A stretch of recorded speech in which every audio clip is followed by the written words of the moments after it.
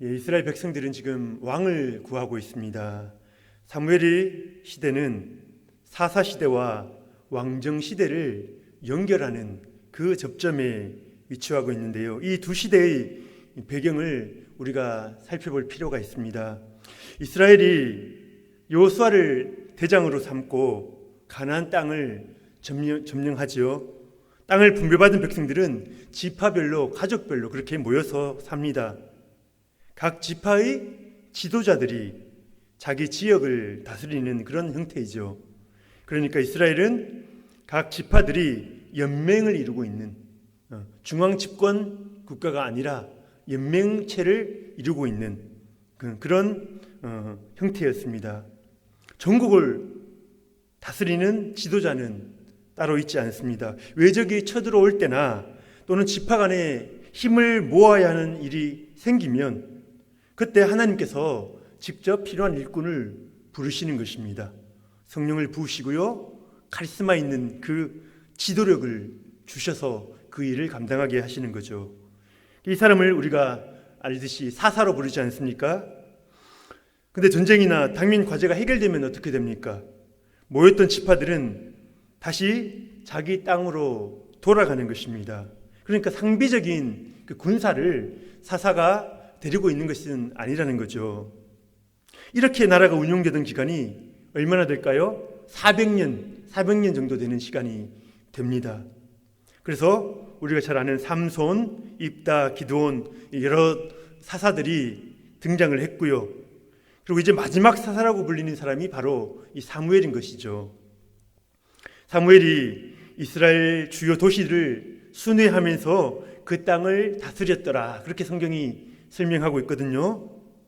하나님은 하나님이 직접 세우신 사사 사무엘을 통하여 이스라엘을 지금 다스리고 계시는 중입니다. 그런데 그런 사무엘에게 오늘 이스라엘 대표들이, 온 부족들, 지파들의 대표들이 다 모여서 나온 거죠.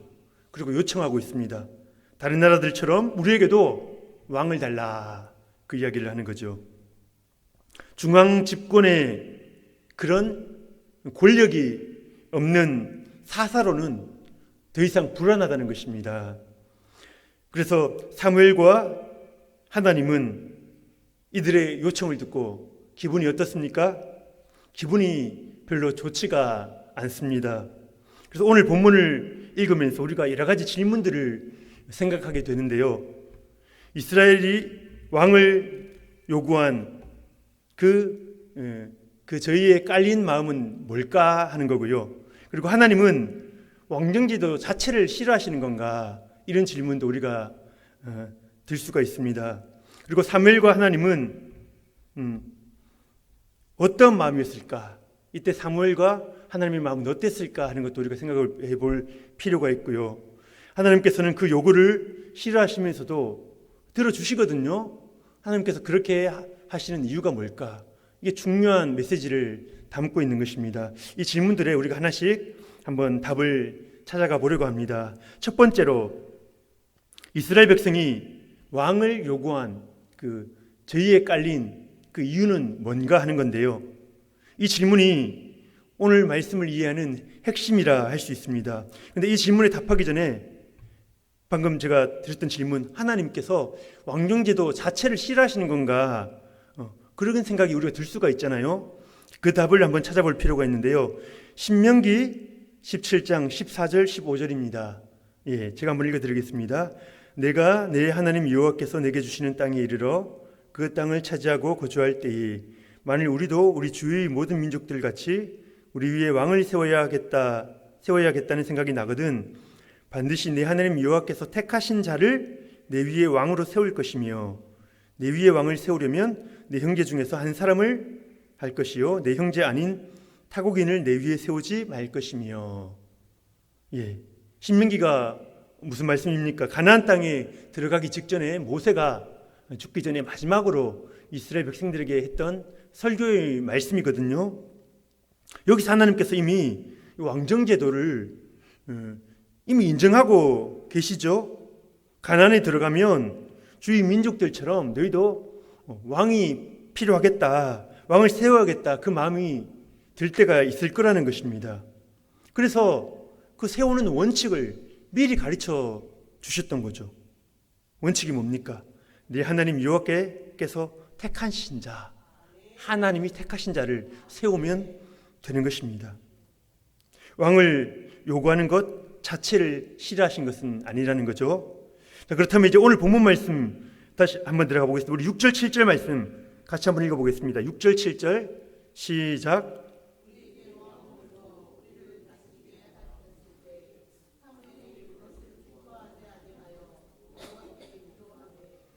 여호와께서 사무엘에게 이르시되 백성이 내게 한 말을 다 들으라. 나를 버려 자기들의 왕이 되지 못하게 함이니라. 아멘. 하나님이 기분이 좋지 않으신 이유가 무엇입니까? 더 이상 하나님을 자신들의 왕으로 인정하지 않겠다는 것입니다. 방금 신명기에 읽었던 것처럼 하나님께서 택하신 자를 세워서 하나님의 왕권을 인정하면서 그 왕정제도를 세워나갈 수가 있거든요. 하나님을 섬기는 것과 왕정제도가 전혀 배치되는 것이 아닐 수 있다는 것입니다. 그런데 이스라엘 사람들의 생각이 뭡니까? 이제 하나님께로부터 좀 벗어나고 싶다. 좀 자유하고 싶다. 이제 우리 일은 우리가 알아서 한번 해보겠습니다. 하나님은 이제 신경 안 쓰셔도 돼요. 그런 의미입니다.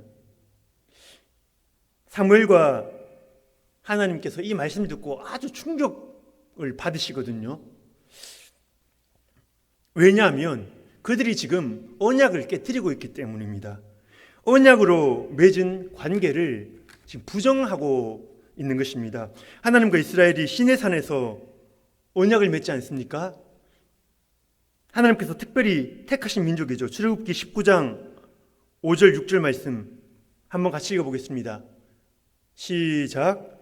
세계가 다 내게 속하였나니 너희가 내 말을 잘 듣고 내 언약을 지키면 너희는 모든 민족 중에서 내 소유가 되겠고 너희가 내게 대하여 제사장 나라가 되며 거룩한 백성이 되리라. 여기까지만 보겠습니다. 이스라엘은 세상 모든 나라들 중에서 하나님의 것으로 특별히 선택을 받은 것이죠. 거룩히 구별된 하나님의 것, 하나님의 소유, 너는 내 거야. 뭘 하시기 위해서요? 다른 민족에게 하나님이 어떤 분이신지 계시하시기 위해서 너희들을 사용하고 싶다. 하나님께서 그렇게 택하신 것입니다. 그것이 바로 제사장 나라라는 말이 의미하는 거죠.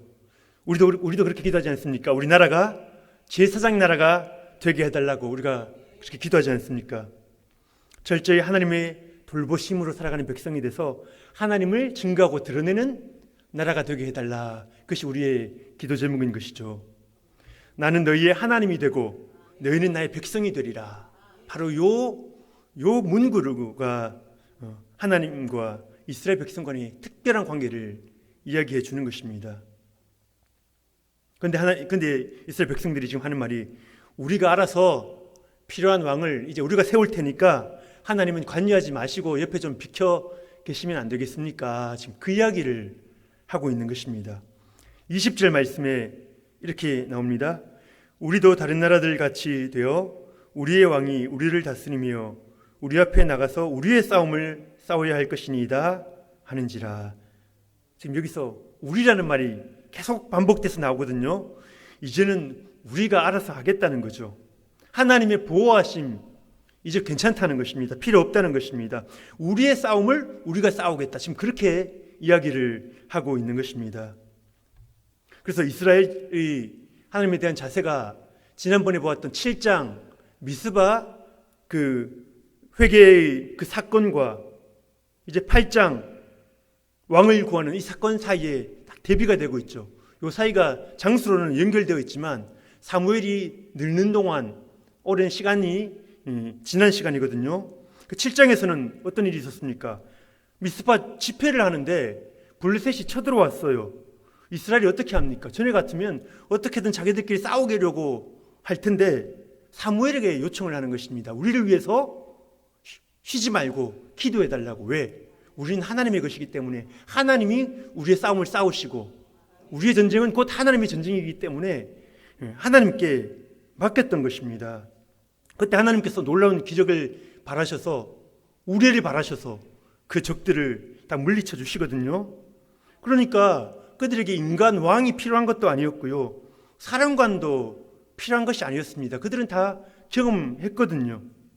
하나님을 온전히 의지했을 때에 하나님의 언약대로 내가 너를 지켜주겠다, 보호하겠다, 그 약속대로 하나님이 구원을 해주셨던 것입니다. 이것이 이스라엘의 삶의 방식이 되어야 하는 거죠. 그런데 8장에 넘어와서 지금 사무엘은 늙었고 그 아들들을 사사로 세웠는데 공정하게 다스리지를 않는 것입니다.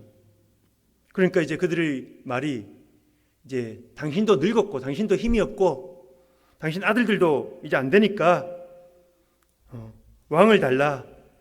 하나님이 세우신 이 사람들은 믿을 수가 없다라는 것이죠. 그래서 구실로 삼아서 이제 하나님께로부터 벗어나겠다는 것입니다. 하나님이 원하시는 왕이 아니라 내가 원하는 왕을 이 기회에 한번 세워보자. 지금 그 생각을 하고 있는 것이죠. 우리 성도님들 어떠십니까? 하나님만을 여러분의 왕으로 모시고 계십니까? 도움이 필요할 때에 누구를 먼저 찾습니까?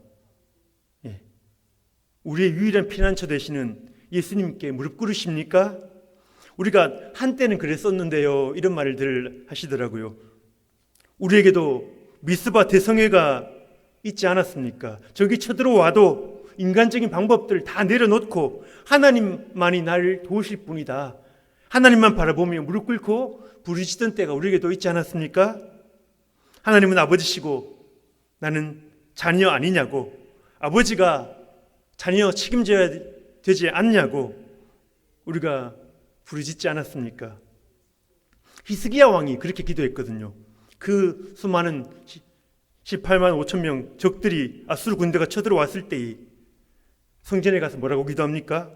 하나님과 이스라엘 사이의 언약을 기억해 달라는 거죠. 우리가 그냥 관계가 아니지 않습니까? 하나님과 특별한 계약을 맺었으니까 하나님께서 도와달라는 것입니다. 우리가 그런 하나님의 도우심을 경험한 때가 있을 것입니다.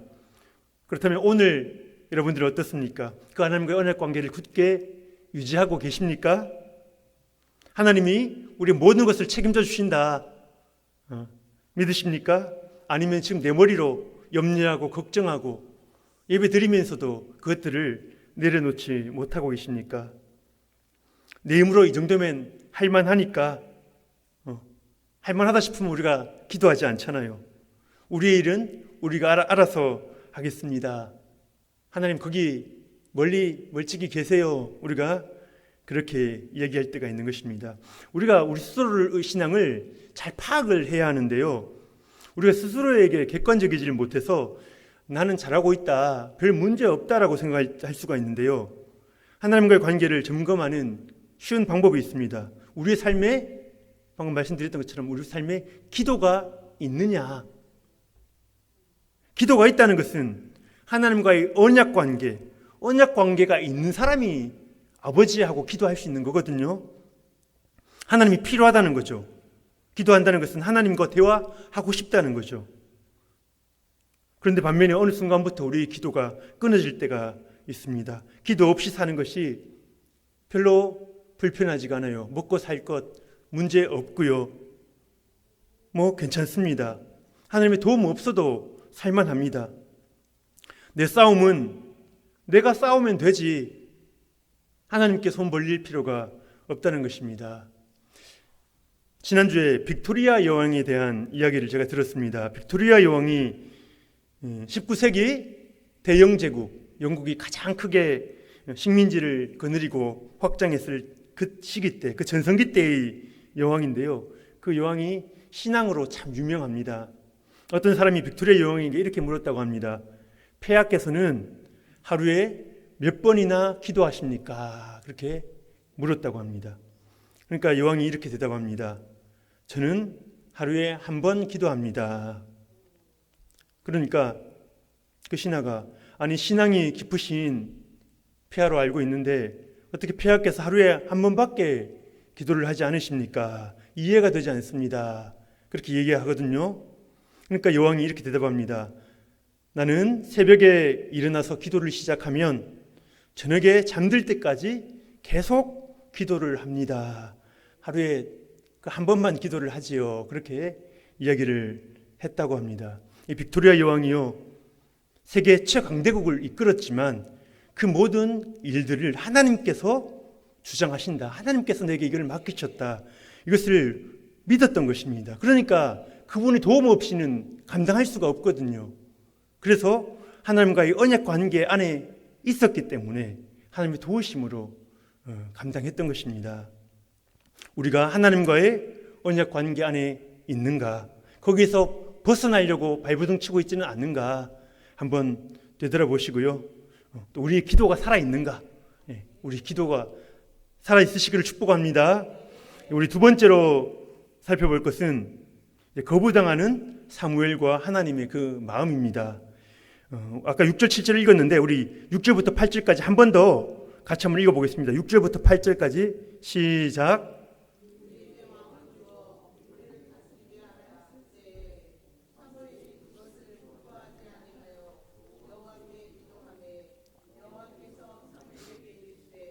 백성이 내게 한 말을 다 들으라. 이는 그들이 너를 버림이 아니요 자기들의 왕이 되지 못하게 함이니라. 내가 그들을 애굽에서 인도하여 낸 날부터 오늘까지 그들이 모든 행사로 나를 버리고 다른 신들을 섬김같이 내게도 그리하는도다. 사무엘이 그동안 정말 온 힘을 다해서 이 나라를 다스렸거든요. 이스라엘 백성들을 정말 온전히 섬겼습니다. 그들을 하나님 앞에 세우기 위해서 사무엘이 얼마나 노력했는지 그 사무엘서 잘 읽어보시면요, 그 사무엘의 마음을 알 수가 있어요. 그러니까 목양을 한 거죠. 목양. 정치 지도자이기도 하였지만 하나님 앞에 세우기 위해서 목양을 했던 거죠. 근데 저도 목사이지만 주위 목사님들이 참 대단하게 느껴질 때가 있습니다. 영혼을 섬기기 위해서, 영혼을 살리기 위해서 자신의 모든 힘을 쏟아 부으시거든요. 그러다가 그 한 영혼이 신앙으로 바로 세워지면 그게 얼마나 기쁜 일인지 다른 어떤 것보다 그분들의 기쁨이 되고 힘이 되는 것입니다. 그런데 반대의 경우도 있거든요. 온 힘을 쏟았는데도 거절하고 때로는 배반당하기도 하고요. 열매가 없을 때도 있는 것입니다. 오해받기도 하고요. 그럴 때는 정말 낙심이 되는 거죠. 우리 구역장님들도 아마 그런 마음 있을 겁니다. 마음을 열고 섬기려고 다가가려고 했는데 오히려 마음을 닫을 때 그 마음이 낙심이 되잖아요. 지금 사무엘이 그런 상황입니다. 당신이 우리를 위해 수고해 준 것은 압니다. 그런데 이제 당신은 너무 늙지 않았습니까? 더 이상 우리를 다스리기에는 맞지가 않습니다. 거기다 당신의 세운 아들들은 문제가 많습니다. 사무엘이 얼마나 마음이 아플까요? 그러니 이제 당신은 물러가고 새로운 왕을 세워달라는 거죠. 이스라엘 장로들이요, 이미 자기들끼리 모여서 이미 말을 다 맞추고 이제 결론을 짓고 사무엘을 찾아온 것 아니겠습니까? 사무엘의 기분이 참 좋지 않습니다. 이때 사무엘이 어떻게 합니까? 사무엘이 아무 말 하지 않고 하나님께 기도하기 시작합니다. 이스라엘 백성은 새로운 왕을 구했지만 사무엘에게는 요 하나님밖에 자신의 왕이 없거든요. 여전히 하나님만을 왕으로 섬기고 그분에게 묻고 그분의 뜻을 구하는 것입니다. 사무엘의 기도를 들은 하나님이 대답하시죠. 그들이 너 사무엘을 버린 것이 아니라 나를 버렸다. 나를 버려서 내가 그들의 왕이 되지 못하도록 하는 것이다. 이집트에서 인도에서 언약을 맺고 결혼을 하는 거죠. 이렇게 살아왔는데 그날부터 시작해서 지금까지 계속해서 나를 반역하였다. 그런데 지금 너에게도 그렇게 하고 있는 것이다. 하나님께서 그렇게 사무엘에게 이야기를 하는 거죠. 하나님과 사무엘이요 동병상련입니다. 마음이 참 아픕니다. 온 힘을 다해 영혼들을 섬겼는데 배반당한 거죠. 하나님과 사무엘이 서로에게 위로가 됩니다. 서로의 마음을 너무나 잘 알거든요. 같은 아픔을 경험한 것입니다. 그래서 저는 상상해 보면 그 고통의 날에 사무엘은 다른 데 가지 않고 하나님 앞에 오랫동안 엎드려서 앉아 있었을 것 같습니다. 이 장면을 상상하면서 이런 문구를 생각해 보았습니다. 사무엘에게도 하나님의 위로가 필요하지만요, 하나님께도 자기 마음을 아는 사무엘과 같은 자의 위로가 필요하다는 거죠. 하나님께도 위로가 필요하다.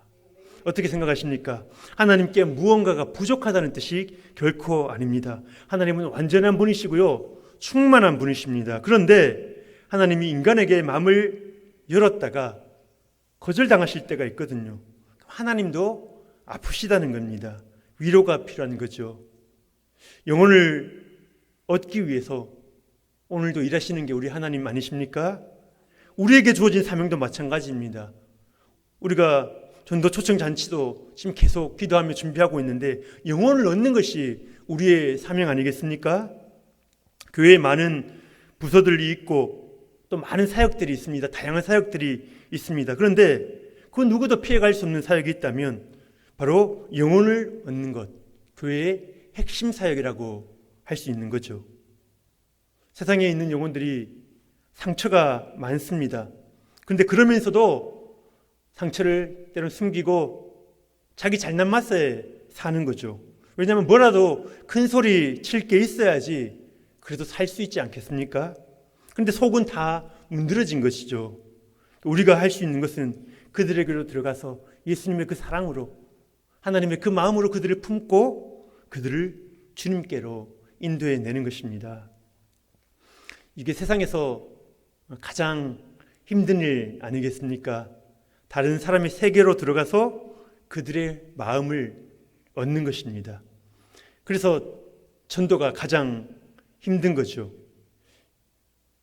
우리가 지금 초청잔치를 준비하면서 영혼들을 주님께 인도하려고 열심히 애쓰고 있는데요, 그 영혼들이 그냥 좋다고 따라와 주지 않지요.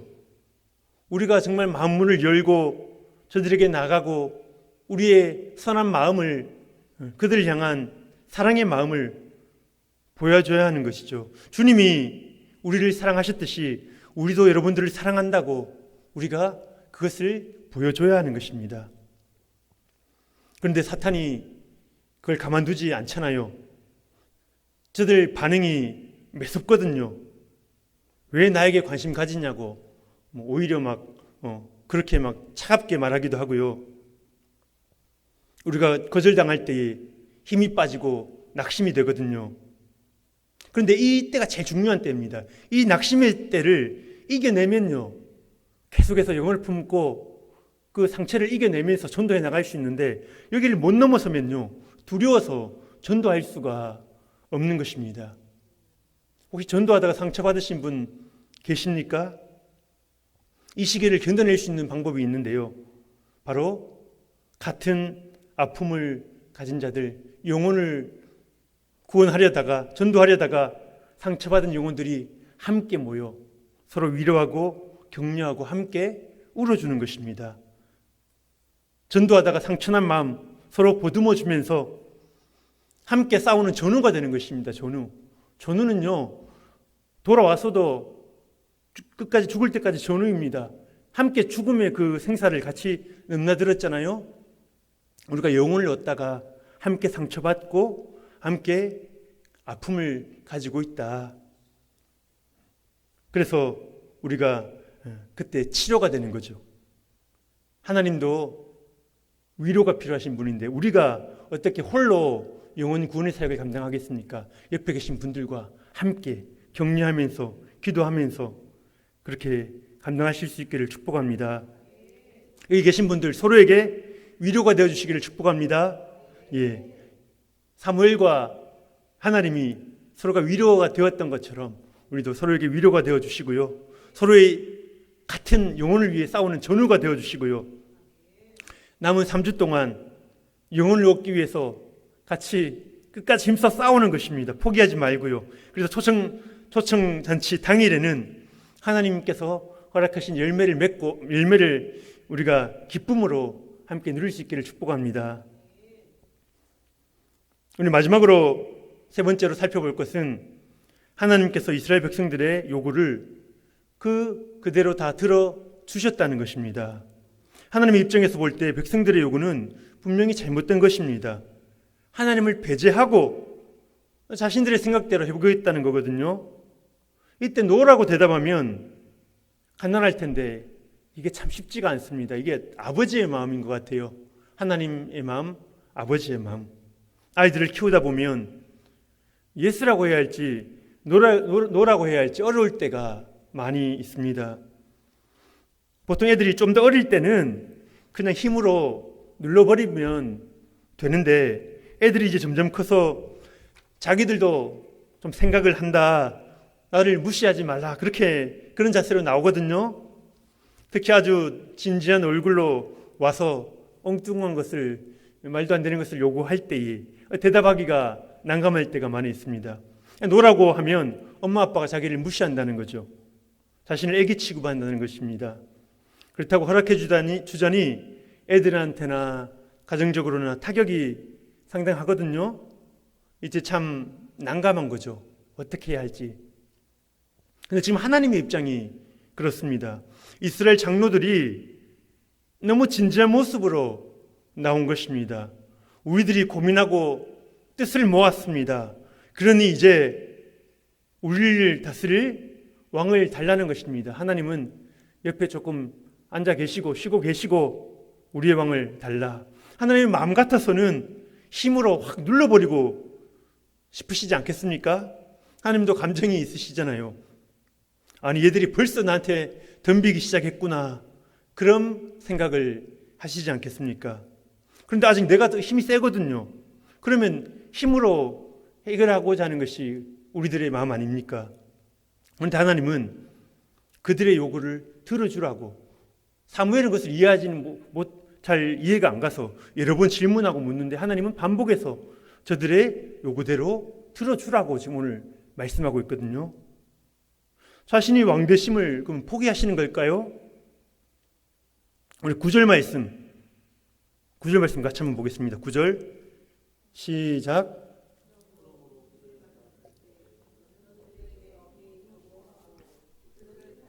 왕의 제도를 가르치라. 9절부터 우리 중간에 읽지 않은 부분이 무슨 내용이냐 하면은 이제 왕의 제도에 대해서 내용들을 말해주고 있거든요. 그래서 왕의 제도가 가지고 있는 문제점들, 위험들, 그것들을 가르쳐 주는 것입니다. 네가 원하는 요청은 허락해 줄 거야. 하지만 거기 문제가 있다는 것은, 위험하다는 것은 꼭 알아야 돼. 왜냐하면 자녀가 다치기를 원치 않잖아요. 그러니까 그것은 꼭 이야기를 해주는 것입니다. 자녀를 인격적으로 대하되 그 어려운 것에 대해서 설명해 주는 거죠. 그런데 보통 아이들이 그런 말을 잘 듣지 않거든요. 무조건 왕을 달라. 다 알아들었다. 사무엘 당신이 하는 말 다 알아들었으니 어서 왕을 달라. 그렇게만 소리치는 것입니다. 사람들은 항상 자신들이 선택한 대로 그 행동하면서 직접 겪으면서 배우는 경우가 가장 많습니다. 몸으로 고생해 봐야 제대로 배우는 거죠. 그냥 권위 있는 어떤 말, 부모님의 말이나 선생님의 말, 그걸 듣고 배울 수 있으면 어려움 안 처하고 더 빨리 멀리 갈 수 있을 텐데 그러지 못하고 꼭 넘어질 때 넘어져 가면서 배우는 것이죠.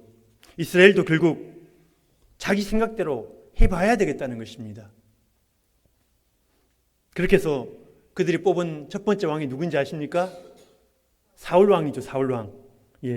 사울왕이 처음에 그들이 보기에 얼마나 멋지고 겸손했고요, 능력 있었고요, 이 외모도 너무나 보기 좋았고요, 얼마나 괜찮았습니까?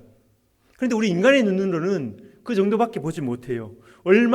진짜 얼마 안 지나서 사울은 하나님의 말씀을 우습게 여기기 시작하고요, 완전히 결국 악령에 사로잡혀서 나라를 어지럽게 만들었던 것이죠. 이스라엘 백성들이 그 사울 밑에 고생하면서 깨닫는 것입니다. 자신이 왕을 선택하면 나라가 강성해지고 자기들이 행복할 줄 알았는데 그게 아닌 거죠. 나라는 더 불안정해지고 문제들은 자꾸 생겨나는 것입니다. 사울의 통치 기간이 얼마인지 아십니까? 자그마치 40년입니다. 40년. 40년 동안 그 고통을 당한 거죠. 인간 통치의 실패를 딱 40년 동안 경험하고 난 뒤에 하나님께서 그 뒤에 이제 자신이 원하는 왕, 하나님이 원하시는 왕 다윗을 세우시는데요. 다윗에게 딱 40년 통치를 다시 허락하는 것입니다. 한번 비교해 보라는 거죠. 너희가 세운 왕, 내가 세운 왕, 어떤 것이 좋냐, 어느 것이 좋냐, 누구 말을 들을래? 한번 비교해 보라는 것이죠. 다윗 왕 때 나라가 엄청 든든히 섰습니다. 그야말로 군사적으로 정치, 문화, 예술 모든 방면에서 이 나라가 그 지역에 대단한 파워가 있는 그런 나라였습니다. 지금도 이스라엘 사람들은 그 다윗 왕국을 꿈꾸고 있지 않습니까? 이스라엘은 결국 온몸으로 고생하면서 배우고 있는 거죠. 결국은 하나님이 세운 왕이 낫구나 그들 스스로 깨닫게 되는 거죠. 하나님께서 우리 자녀된 우리들 앞길을 주도적으로 이끄시는 줄 믿습니다. 하나님의 계획이 있는 줄 믿습니다. 우리가 어떻게 반응하느냐에 따라서 우리가 믿음으로 배울 수도 있고요. 온몸으로 고생하면서 후회해 가면서 눈물 흘리면서 그래도 그렇게 배우는 것도 귀합니다만 우리가 왜 그쪽 길로 갑니까? 믿음으로 주님 말씀 붙들고 배우는 게 좋지요. 여러분들이 지금 마주치고 있는 문제가 무엇입니까? 그 문제에 대한 하나님의 뜻을 물으십시오. 말씀을 묵상하고 그 문제를 놓고 기도하시기 바랍니다. 그리고 믿음으로 결정하시는 거예요. 하나님 주시는 메시지를 주실 때 믿음으로 결정하는 거예요. 내 생각과 지혜를 따를지 아니면 하나님이 말씀하시는 것을 내가 믿음으로 취할지 그것을 결정하셔야 하는 것입니다. 우리가 착각하면 안 되는 게요. 하나님께서 우리의 요구를 들어주셨다고 해서 우리의 생각이 다 맞다는 게 결코 아니거든요. 하나님은 우리의 선택을 존중해 주시지만 그 책임은 우리가 다 져야 하는 것입니다. 그래서 실패 가운데, 고통 가운데, 눈물 가운데 처절하게 배우지 마시고 하나님 없으면 안 됩니다. 아버지가 도와주시지 않으면 안 됩니다. 하나님 제가 고집부려서 죄송합니다. 하나님 앞에 솔직한 마음으로 나아가시기를 바랍니다. 우리가 함께 말씀을 듣고 함께 신앙생활을 하는데요. 우리 중 어떤 분들은요. 빠르게 신앙이 성장해서 주님과 동행하는 삶을 살거든요. 그런데 반면에 어떤 분들은 매일 그 자리에서 또 넘어졌다가 또 일어났다가 넘어졌다가 반복하고 있는 분들도 간혹 있습니다. 그 이유가 뭔지 아십니까? 하나님 아버지의 그 왕권에 순종하는가, 믿음으로 순종하고 나가는가, 아니면 내 생각을 고집하고 있는가, 거기에 그 결론이 있다는 거죠. 하나님께서는 결국 우리 생각을 꺾으시고 하나님의 뜻 가운데 우리들을 사용하실 것입니다. 왜냐하면 우리는 하나님과 언약 관계 안에 있잖아요. 우리 아버지 되시잖아요. 아버지가 자녀를 결코 포기하지 않거든요. 하지만 우리가 고생하며 어려움 처마하며 때로는 아버지의 마음을 아프게 할지 안 할지는 우리의 그 선택에 있다는 거죠. 더 빨리 더 좋은 귀 쓰임받는 방법이 있는데 왜 그것을 찾으시고 그렇게 이 세상에서 헤매려고 하시는 겁니까? 하나님을 우리의 진정한 왕으로 모시는가, 거기에 답이 달려있다는 것입니다. 이제 말씀을 마무리하려고 합니다. 먼저 하나님만이 우리의 진정한 왕이십니다.